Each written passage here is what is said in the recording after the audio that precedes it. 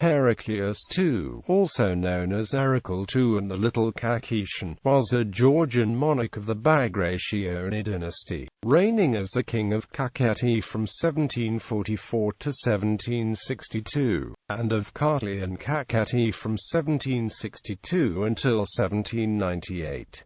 In the contemporary Persian sources he is referred to as Erekli Khan, while Russians knew him as Erekli. His name is frequently transliterated in a Latinized form Heraclius because both names Erekle and Irakli are Georgian versions of this Greek name, from being granted the kingship of Kakheti by his overlord Nader Shah in 1744 as a reward for his loyalty, to becoming the penultimate king of the United Kingdoms of Kakheti and Kartli in eastern Georgia. His reign is regarded as the swan song of the Georgian monarchy, aided by his personal abilities and the unrest in the Persian Empire. Heraclius established himself as a de facto independent ruler, unified eastern Georgia politically for the first time in 3 centuries, and attempted to modernize the government, economics, and military. Overwhelmed by the internal and external menaces to Georgia's precarious independence and its temporary hegemony in eastern Transcaucasia, he placed his kingdom under the formal Russian protection in 1783, but the move did not prevent Georgia from being devastated by the Persian invasion in 1795.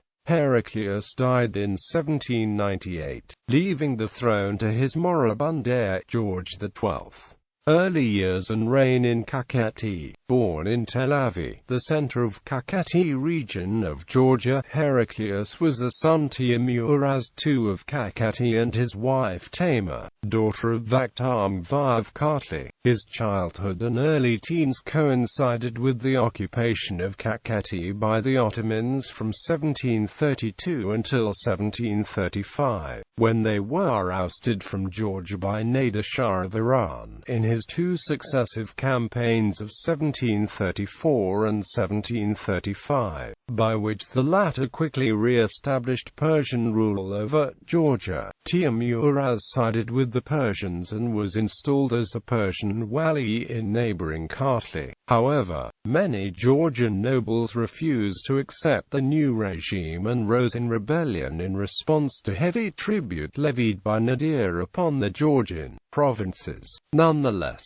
Timuraz and Heraclius remained loyal to the Shah, partly in order to prevent the comeback of the rival Bagrationi branch, whose fall early in the 1720s had opened the way to Timuraz's accession in Kartli. From 1737 to 1739, Heraclius commanded a Georgian auxiliary force during Nadir's expedition in India and gained a reputation of an able military commander. He then served as a lieutenant to his father and assumed the regency when Timuraz was briefly summoned for consultations in the Persian capital of Isfahan in 1744. In the meantime, Heraclius defeated a coup attempt by the rival Georgian Prince Abdullah Beg of the Bagrationi dynasty, and helped Timuraz suppress the aristocratic opposition to the Persian hegemony led by Givya Veri. As a reward, Nadir granted the kingship of Kartli to Timuraz and of Kakheti to Heraclius in 1744, and also arranged the marriage of his nephew Erekli Khan, who eventually would succeed him as Adil Shah, to Timuraz's daughter Kakheti. Yet, both Georgian kingdoms remained under heavy Persian tribute until Nadir was assassinated in 1747.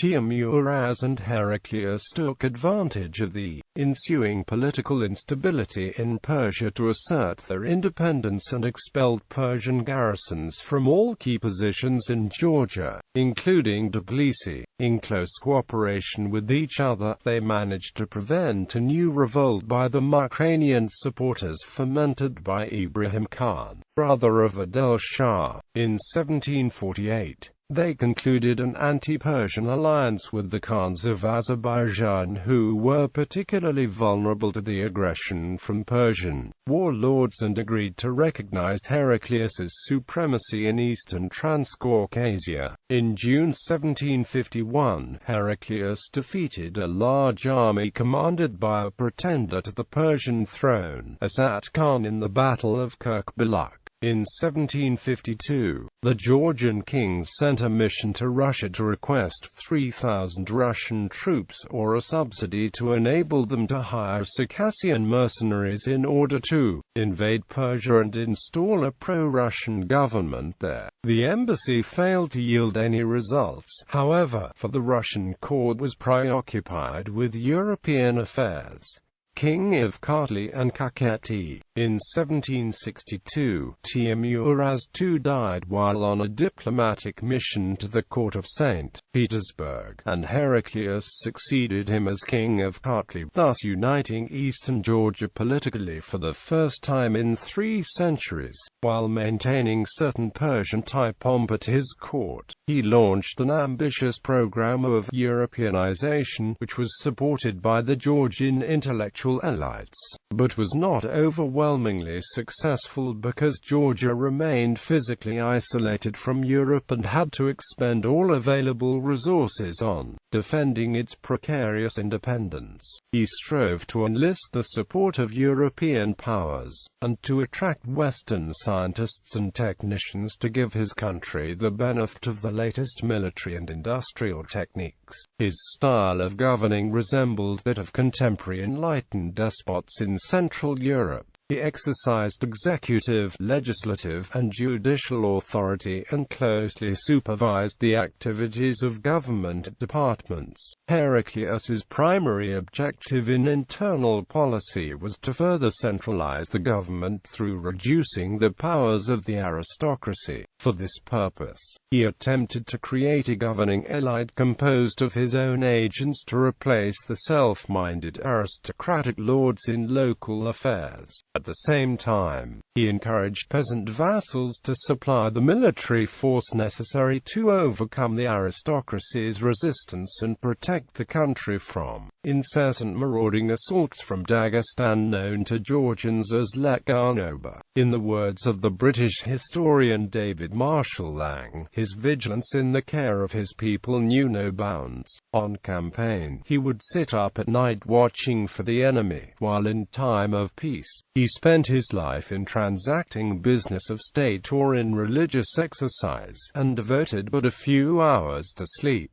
Alliance with Russia and last years. In foreign policy, Heraclius was primarily focused on seeking a reliable protector that would guarantee Georgia's survival. He chose Russia not only because it was Orthodox Christian, but in Lang's account also because it would serve as a link to Europe, which he thought a model for Georgia's development as a modern nation.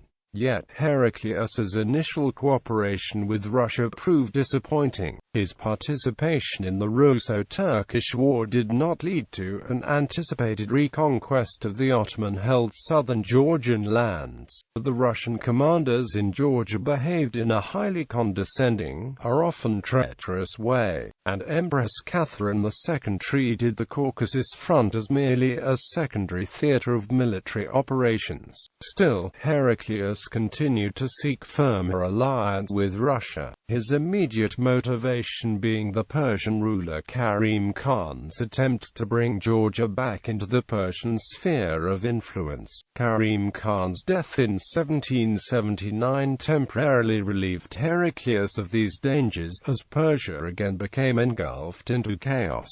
In 1783, the Russian expansion southward into the Crimea brought the Caucasus into Catherine II's area of interest. In the Treaty of Georgisk of 1783, Heraclius finally obtained the guarantees he had sought from Russia, transforming Georgia into a Russian protectorate, as Heraclius formally repudiated all legal ties to Persia and placed his foreign policy under the Russian supervision. However, during the Russo-Turkish War at Tbilisi base, small Russian force evacuated Georgia, leaving Heraclius to face new dangers from Persia alone. In 1790 Heraclius concluded the Treaty of the Iberians with western Georgian polities. Muhammad Khan Kayar, who had managed to bring most of central Iranian plateau under his firm control by 1794, was inclined to revive the Persian Empire with the Caucasus again as its part. In 1795, after a swift reconquest of much of southeastern Caucasus, he demanded that Heraclius re-acknowledged Persian suzerainty, promising in return to confirm him as wali. Heraclius refused, and in September 1795, the Persian army of 35,000 moved into Georgia, after the valiant defense of Tbilisi at the Battle of Zarnisi, in which the king participated personally in the advance guard. Heraclius's small army of 5,000 men was almost completely annihilated and Tbilisi completely sacked, while becoming a witness of the fearful devastation of his capital and slaughter of its civilians. King Heraclius, who did not want to leave the battlefield and the city, was spirited away by the very last of his bodyguards and a few family members. The Persian invasion delivered a hard blow to Georgia from which it was not able to recover. Despite being abandoned at the critical moment, he still had to rely on belated Russian support and fought in 1796, alongside the Russian expeditionary forces sent by Catherine into the Persian territories. But her death that year brought an abrupt change of policy in the Caucasus,